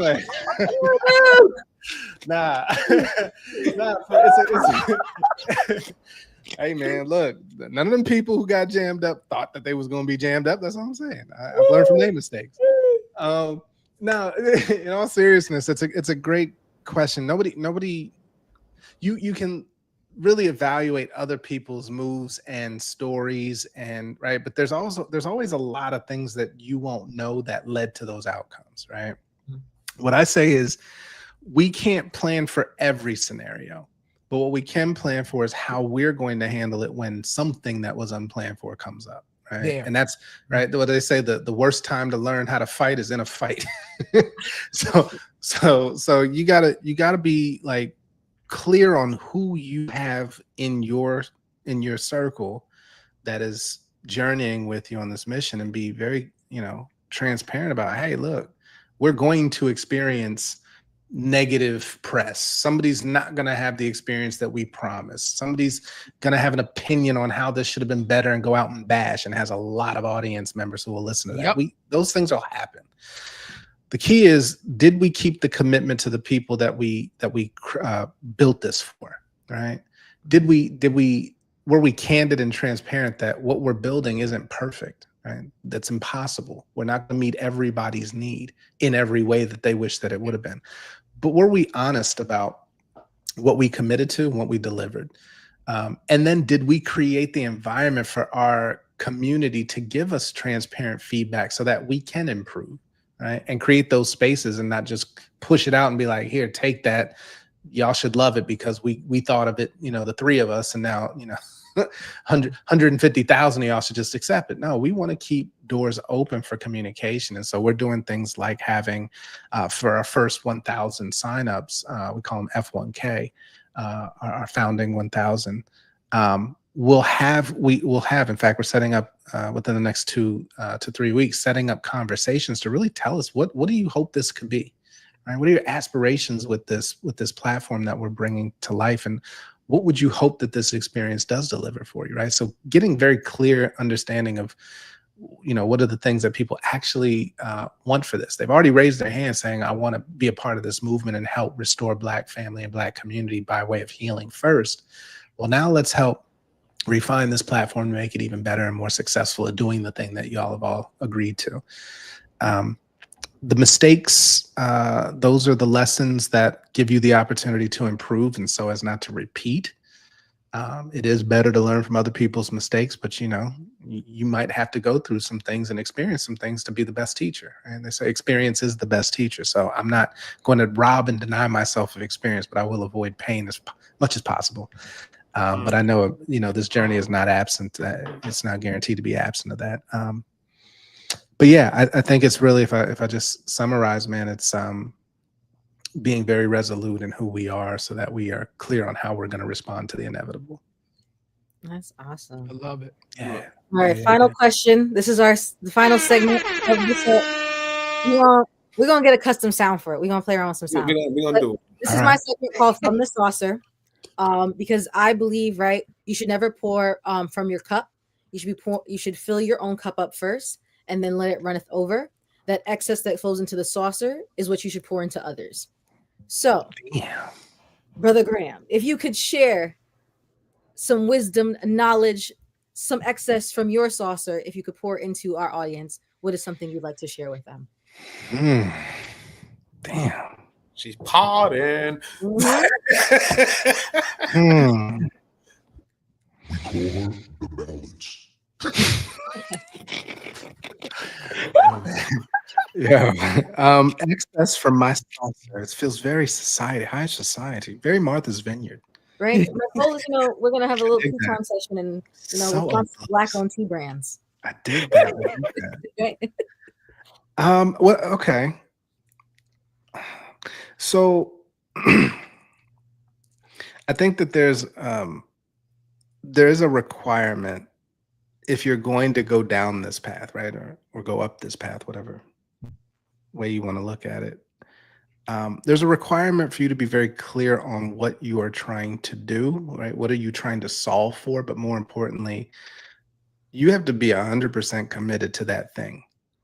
If you really want to give it legs, like there's a difference between people who have like good ideas and then people who are able to coalesce a team, an audience, a crowd, a movement around an idea and doing the things to execute. And that execution is what separates great ideas from, movements. So I would say just being very clear, like it requires everything of you, and that I think is a commitment that you have to make. The business part, yeah, some people do business very simply, very easily. It's very natural to them, right? And that's cool. But for some people, it's not easy. When it's not easy, that means that that's your opportunity to learn. And do not be afraid to be a student perpetually, because you will be taught one way or another. Either you're going to proactively go out and seek it, or you're going to learn by making mistakes. I'd say balance that. In fact, over-index on going out to seek the information and then apply it. So yeah, I guess that's where I'd leave it. Be fully committed to the vision, to the idea, so much so that you put it into action and bring other people into your orbit to help actualize it and learn constantly. Yeah, it is, man. That's one. I ain't gonna hold you. That shit was very Martha's Vineyard took me out. Very Martha's Vineyard. I want to say it. That's the t-shirt right there, bro. That's the t-shirt. I like it. That's what we doing. We're running with that. I love that. Yo, if you turn that into the meme, bro, like I'm here for it all. It's so Martha's Vineyard. Dude, oh my gosh, I like that. Let's put that. That's so Martha's Vineyard. Y'all should make some of your guests the meme, bro. Like that's hilarious. I like that. I like that. So y'all are a trip, man. Love, John. love. Before we end off, once again, please, right? Yeah. Like I said, I've shared this thing more than I can count, right? Because I believe in this thing. I think that it is gonna fulfill a service, a need that we have that no one ever before you has attempted to do. So I've shared this thing, but please let the people know once again who you are, how to get in contact with you, where to get the app, you know, everything, all the information so that we can put it up and things of that nature and they can try to reach out to you because, ladies and gentlemen, again, don't miss your opportunity on something special. Don't wait till it becomes a success story and you hear about it to try to jump on the bandwagon after. Have the courage to be one of the first people to say, I'm going to try it, right? Please, Brother Graham. Yeah, I love that. Thank you for the tee up there. First of all, visit upfront.love, as you can see the link there.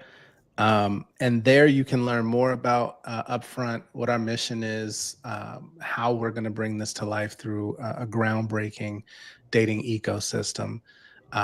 And also, you can sign up for early access or the wait list for the beta.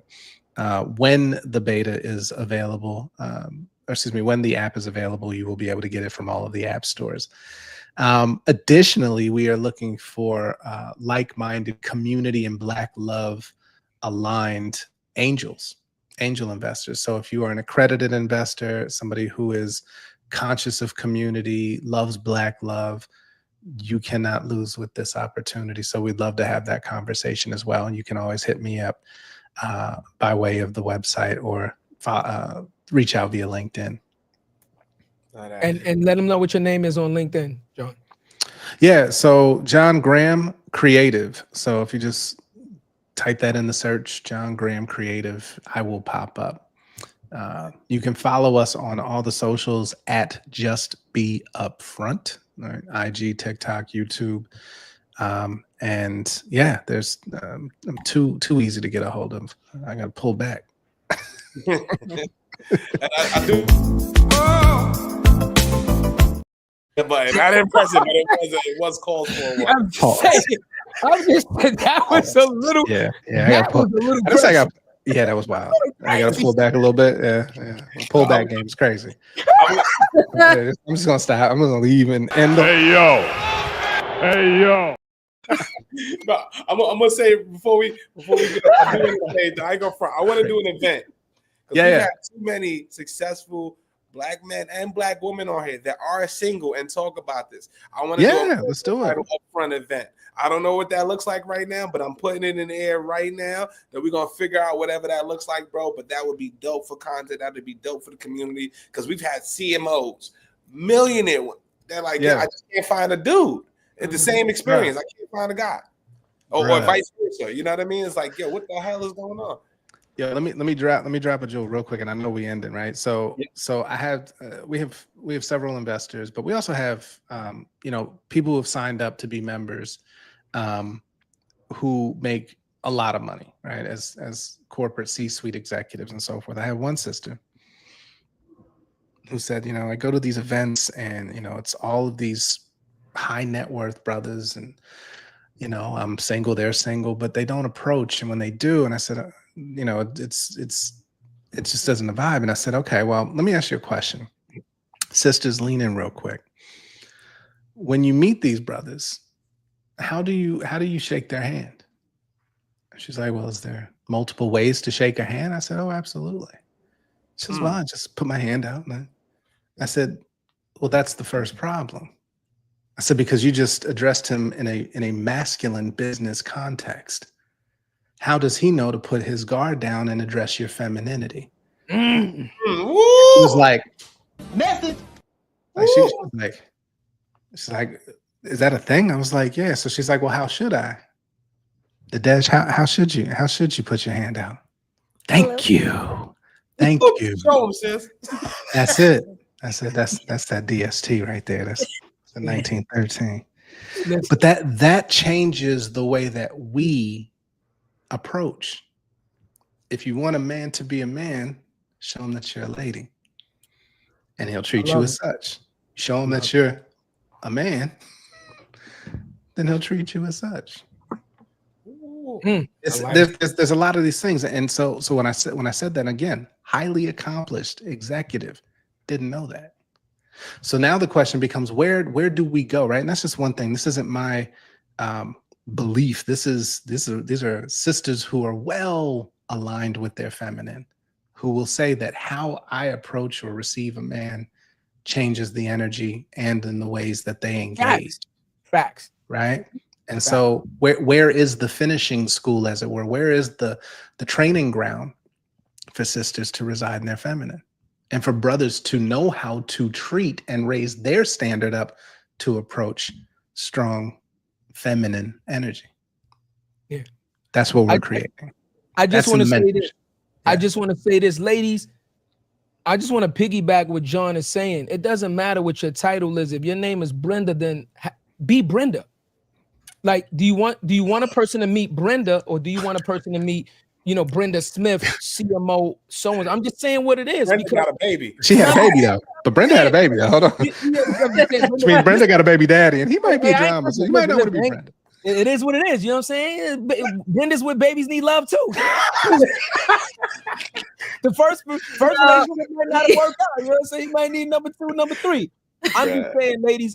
Again, speaking from look, we're 3 guys. We bought Nadege, and Nadege's, she can give her feminine opinion, but I'm just telling you guys from a confident Black man, what John Graham said is 100,000% correct. From the moment of the introduction, the man will ultimately determine within those 5-10 seconds where to take the relationship, where to even take the conversation, what the boundary lines are going to be right off the bat because of the energy that you put forth initially. So I'm just telling you what it is. If you want somebody to meet you and get to know you, then present you. Be vulnerable enough to present you.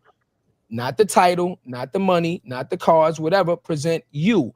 And then that way you can see if you actually have a true connection. Other than that, if a man, you present the title of you, or the form of you, and he gets to know that, and then when he sees the real you, he doesn't like it because you didn't present that in the moment, and vice versa, right? For men too, right? Don't be afraid to present yourself. If you goofy, be goofy, motherfucker. Like, some women love a goofy motherfucker. Like, you're not gonna be for everybody. The message is you're not for everybody. Stop trying to be for everybody. That's a fact, though. Be selective. I'm a specific type of tea that I'm not everybody's flavor. You know what I'm saying? Now that's jumping. He's doing the thing, right, Jerry? He's doing the thing. What's the thing? You just start like. That's what I do. That's what I do. He asks a question and it goes into a deep thought, and then I'm just saying, that's what I do. His own question. That's what I do. It wasn't a question, though. It was a statement. One brother in Ghana was like, before I speak, let me say something. I was like, there you go. Fire. Yeah, fire. I might use that line. You should. I might use that line. Oh, it'll fall out every time he says it. Let's go. Take us home, because I ain't gonna find some of you ladies. The dash has something. Yeah. It's not about what is just said, and it's not what was said wasn't wrong. I also feel like, sometimes it's not what is said, is who needs to say it. I'm gonna take it a step before everything y'all just said. I'm gonna take it a step before that. Okay. Who drops the hanky? What?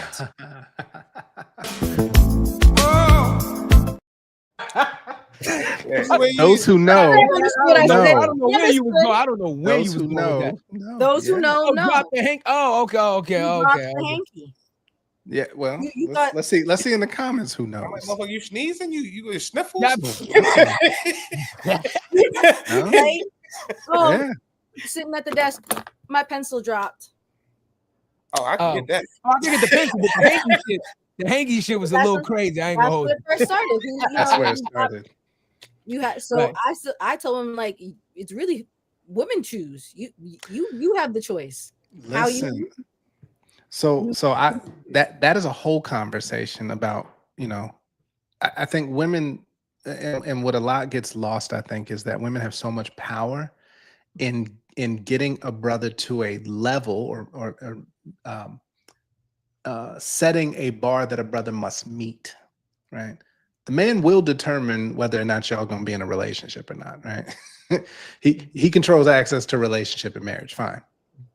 But a sister has to set the bar for a man to now raise up to, and if you don't raise the bar, then you accept what you get, right? A man will treat you as well or as poorly as you treat yourself. Message. So a lot of sisters aren't setting a high bar, and brothers aren't rising to, right, because they're not being expected to. And men, unfortunately, choose the path of least resistance every time. There it is. We do. So I think this is where it comes back to. It's not one person's fault. We need each other, right? And we need people who are versed in these arts and sciences and time-tested, time-proven traditions of coupling and marriage and community building through family. So yeah, there's so much, man. Like, and I know we could start a whole new podcast, another hour on this subject alone. Like, damn, why y'all wait so long to get into the good shit? Can I get a selfie with y'all real quick? Can I do this? I've never done this before. I've never done this before. Let's do it. All right, here we go. 3, 2, and word. Hold on, let me close my mouth. All right. Got it. I was like, yeah. Ladies and gentlemen, I said the word phenomenal. We started off with G&T. Once again, we are so thankful for this type of a brother to come on this show, because he just exudes so many just positive things of what we are trying to get the message to the community, that he is not the only one. There are people, those of you out there that have these dreams, that have these ideas, right? Listen to this man's story, right? He will make 16 years married to his partner, right? Which goes to show you again, right? You can do this with a family. You can do this with the support of a family. But you heard what he said? His wife said, you got to show me the money. You got to show me the money first. You know what I'm saying? Because she's not going to just jump in without any type of proof of concept, right? Listen, this is a partnership. We're going to do this.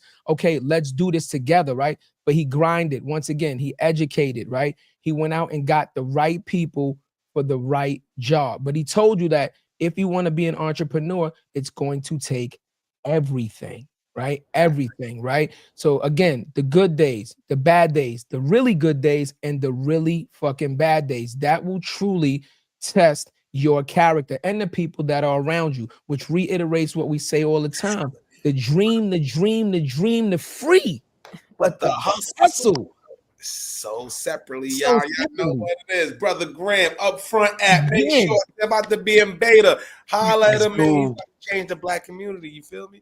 Let's go. A million black marriages, y'all. Let's go, man. Like, for real. Let's go. It started now. We see y'all. And you seen it here. You seen it. The first marriage ain't happened yet, but when the first marriage happened, we gonna pump that shit on more than the title, so you know the fucking train has left the station. Only here on your favorite fucking podcast. We see y'all on Thursday. What you know about me?